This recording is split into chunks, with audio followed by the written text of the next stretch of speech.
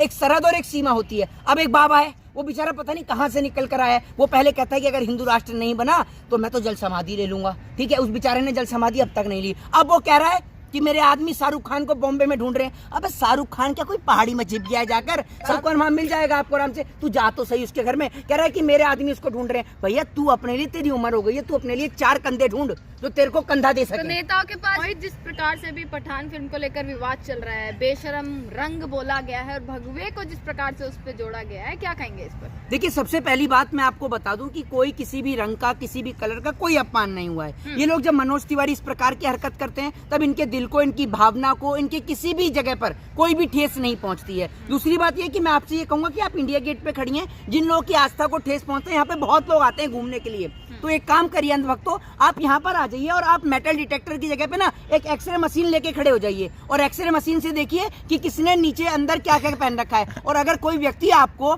अंदर orange colour का underwear पहने दिखे तो उसको आप लेके जाइए वॉशरूम में, उसको दूसरे कलर का अंडरवियर दीजिए और जाकर उसको कहिए कि जाके बदल लीजिए, क्योंकि आपकी भावना को आहत हो रहा है। ये सिर्फ एक बेवकूफी बयान है। भारत देश का रुपया तेजी से नीचे गिर रहा है, भारत देश की इकोनॉमी तेजी से नीचे गिर रही है। आप देख रहे हैं भारत देश में किस तरीके से भारत देश के चाइना पर सैनिकों की लड़ाई हो रही है, लेकिन उन सब मुद्दों को ढका जा रहा है सिर्फ इस मूवी की आड़ में, बाइकआउट गैंग की आड़ में। अभी सबसे बड़ा मुद्दा जो इस देश के अंदर था वो चाइना का था, उस पर सरकार चर्चा करने को राजी नहीं है। बेरोजगारी के मुद्दे पर सरकार चर्चा करने को राजी नहीं है। चाइना पर बोला तो अमित शाह ने इतना बड़ा बयान दिया, भाई जब तक मोदी सरकार है तब तक कुछ नहीं हो सकता, भारत में कोई भी आंख उठाकर तक नहीं देख सकता। नहीं, तो आप एक बात बताइए, अमित शाह जी ने बयान दिया कि कोई आंख उठाकर नहीं देख सकता, तो भारत देश के जवान कैसे शहीद हो गए? देखिए ना, बताइए ना आप मुझे। जम्मू कश्मीर के पुंछ में आए दिन सीज फायर टूटता है। तो आपकी बात का सुन लीजिए, आपकी बात का कोई भरोसा नहीं है और आपके जो ये बयान है सिर्फ एक बेतुके के बयान है। अब लोग इनको मजाक में लेने लगे। दूसरी बात क्या है कि आज मैं आपको एक चीज बताना चाहता हूँ, आप पत्रकार है और आपको भी बखूबी याद होगा, आपको एक नारा याद होगा कि बहुत हुई महंगाई की मार, अब की बार मोदी सरकार। आपको याद होगा कि बहुत हुई रसोई गैस की मार, अब की बार मोदी सरकार। लेकिन आप अगर आप मोदी जी से पूछेंगी कि मोदी जी आपके 2 करोड़ रोजगार का क्या हुआ, तो लोग पता क्या बोलेंगे, ये टुकड़े टुकड़े गैंग का मेंबर है, ये कांग्रेसी है, ये चमचा है। तो लोग जो है इस तरीके के शब्दों का योग। बात नबी पे आती है तो आप इतना बोलते हैं, उछलने लगते हैं, कूदने लगते हैं। बात आज भगवे पे आई तो आप तो एकदम मौन हो गए हैं। बोल के दिखाए ना कोई हमारे देश के अंदर, राम और कृष्ण में कोई बोल के दिखाए तो मोहित शर्मा जवाब देंगे ना। भगवे को कौन सा रंग कहा गया? मेरी बात तो सुनिए, मेरी बात तो सुनिए। किसको? आपका खून नहीं खोल रहा है। रंग बोला गया है, गाने का नाम मेरी बात तो सुन लीजिए, मेरी बात तो सुन लीजिए। जिस तरीके से आपने देखा नहीं कि कंगना रनावत, उनका जब रियलिटी शो आता तो भगवे के ऊपर लात रख के खड़ी रहती हैं, तब आपका खून नहीं खोलता? मनोज तिवारी बेबी बियर पी के नाचे लू छम छम छम, तब वो डांस करते हैं, आपका खून नहीं खोलता? आपका खून क्यों नहीं खोलता उस टाइम पे? आप हिंदू नहीं है। दूसरी बात, अगर इतना खून खोल रहा है, प्रधानमंत्री हिंदू है या मुसलमान? हिंदू है। प्रधानमंत्री हिंदू है ना, कट्टर हिंदू है। अच्छा, आपको कैसे पता? सर्टिफिकेट आप ही बांट रही हैं क्या प्रधानमंत्री को भी? तो एक बहरहाल ये सब छोड़िए, प्रधानमंत्री अगर हिंदू है तो प्रधानमंत्री सेंसर बोर्ड को लेटर क्यों नहीं लिख देते? प्रधानमंत्री सेंसर बोर्ड को लेटर लिखे, सेंसर बोर्ड से बात करें और सेंसर बोर्ड को एक ऑफिशियली एक चिट्ठी बनाकर दे दें कि भैया ये कलर जो है, ये रंग जो है और ये नाम जो है, ये अलाउ नहीं है। दूसरी बात, अब बेवकूफी की ना एक सरहद और एक सीमा होती है। अब एक बाबा है, वो बेचारा पता नहीं कहां से निकल कर आया है। वो पहले कहता है कि अगर हिंदू राष्ट्र नहीं बना तो मैं तो जल समाधि ले लूंगा, ठीक है। उस बेचारे ने जल समाधि अब तक नहीं ली। अब वो कह रहा है कि मेरे आदमी शाहरुख खान को बॉम्बे में ढूंढ रहे हैं। अबे शाहरुख खान क्या कोई पहाड़ी में छिप गया है जाकर? शाहरुख खान वहाँ रहता है उधर बॉम्बे में, मन्नत के बंगले में उसके। आप वहां जाके ढूंढो शाहरुख खान को, शाहरुख खान वहां मिल जाएगा आपको आराम से। तू जा तो सही उसके घर में। कह रहा है कि मेरे आदमी उसको ढूंढ रहे हैं। भैया तू अपने लिए, तेरी उम्र हो गई है, तू अपने लिए 4 कंधे ढूंढ जो तेरे को कंधा दे सके। शाहरुख खान है इसीलिए हो रहा है क्या ये सब? नहीं, मैं आपको बता रहा हूँ, वो इसलिए हो रहा है क्योंकि ये जो है ना हर चीज को एंगल देना चाहते हैं हिंदू मुसलमान का। आप ये देखिए, सदन की कार्रवाई लगातार स्थगित हो रही है। मुद्दा जो है, अगर आप इसको ले तो मुद्दा बहुत सहनशील और एक गंभीर मुद्दा है। गंभीर मुद्दा इस चीज का है कि भारत देश की चाइना से लगातार मुठभेड़ क्यों होती है। चाहे फिर वो आपका चाइना से, पहले आपको याद होगा कि जब वहां पर जो अरुणाचल प्रदेश है, वहां पर उनकी भारत सैनिकों के बीच और चाइना के सैनिकों के बीच आपस में मुठभेड़ हुई, आपने देखा होगा। फिर गलवान का आपको याद होगा। तो लगातार क्यों हो रही है? ये मुद्दे पर जनता बात करना चाहती है। सदन में भी बात भगवे पे हो रही है, आप गलवान पहुंच जाते हैं, बात करते हैं कुछ, आप कहीं और पहुंच जाते हैं। तो आप जब हिंदू जाग रहा है तो मोहित शर्मा को क्या बेचैनी हो रही है? हिंदू कहाँ सो रहा था क्या इतने टाइम से? हिंदू सो रहा था है? एक बात आप मुझे बताइए, वो रवि किशन जो गाना गाता है, रिमोट से लहंगा उठाऊंगा, ये हिंदू धर्म में लिखा है? ये बताइए ना आप मुझे। ये जो मनोज तिवारी जो गाने गा रहे हैं और वो जो अक्षय कुमार, वो तो उस पे देखा भी, जो लड़कियों को जो कपड़े पहना रखे हैं उस पे तो राम और कृष्ण लिखा हुआ भी है। आपको शर्म नहीं आती है? ये बिल्कुल आपने नहीं। आप एक बताइए, हिंदू जाग रहे हैं, आप घर घर जाके जगा रहे हैं कि भैया अयोध्या से संतों ने जिस तरीके से कहा, कौन से संत अयोध्या 100 करोड़ हिंदू जो है अब बाइकॉट करेगा या थिएटर में आग लगा दिया जाएगा, एक साथ हो जाएगा। एक बात आप मुझे अयोध्या के साधु संतों ने कहा, मैं क्या आपको एक चीज बोलता हूँ, एक चीज का आप मुझे जवाब दीजिए। आप थिएटर में आग लगाएंगे तो इससे क्या होगा? शाहरुख खान के घर में ये रोटी नहीं बनेगी या दीपिका पादुकोण को खाने को रोटी नहीं मिलेगी? ये बताइए ना आप मुझे, क्या होगा उससे?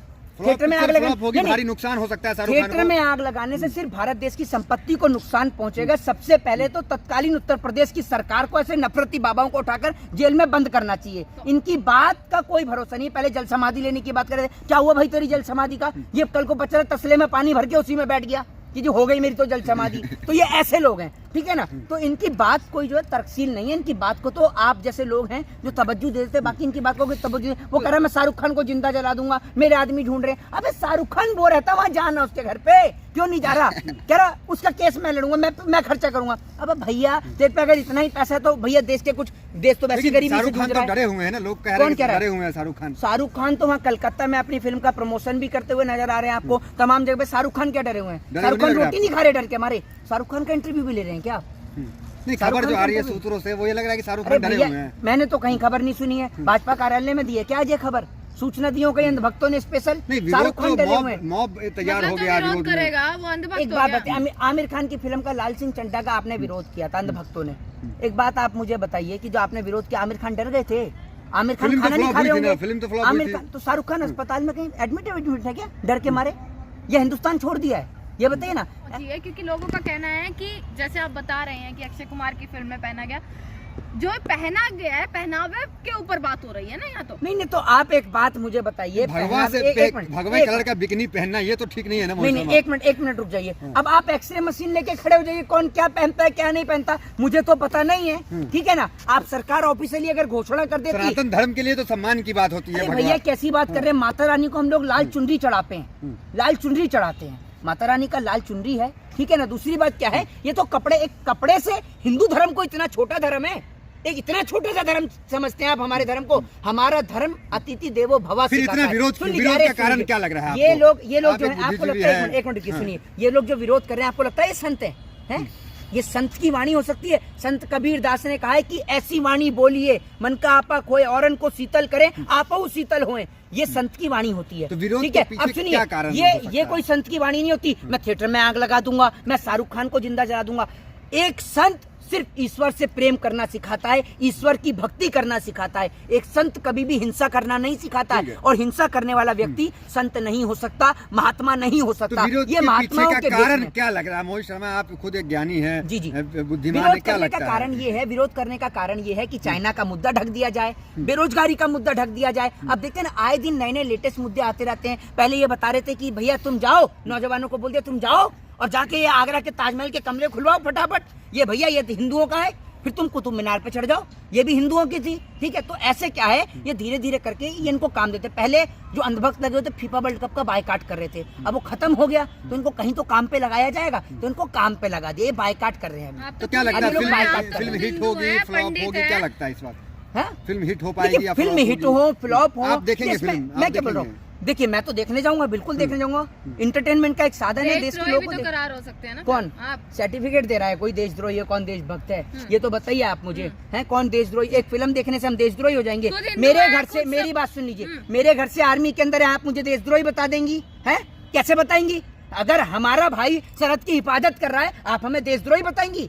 किसी नेता का बच्चा नहीं कर रहा है जो देशद्रोही और देशभक्ति के सर्टिफिकेट बांट रहे हैं। ऐसे लोग बहुत देखे मैंने जो देशद्रोही साबित करते हैं। और जो सुनिए, मेरी बात सुनिए, मेरी बात सुन लीजिए, और जो बोलेगा ना मैं देशद्रोही, तो मेरे पास में जूता है, फिलहाल सर्दी है तो ढीला थोड़ा सा टाइट पहन रखा है बांध कर, बाकी खोल भी दूंगा, 1 मिनट लगेगी, इसलिए बता रहा हूँ। तो ये देशद्रोही और देशभक्ति के सर्टिफिकेट आप उन लोगों को दीजिएगा जो लोग देश के साथ गद्दारी करते हैं। मैं अपनी माँ से ज्यादा अपनी भारत माँ से प्रेम करता हूँ, ठीक है ना? तो इस भारत माँ के लिए हम जान भी दे सकते हैं। दूसरी बात, कोई बोलेगा हमारे राम और कृष्ण के लिए, तब आप सुनिएगा मोहित शर्मा का जवाब।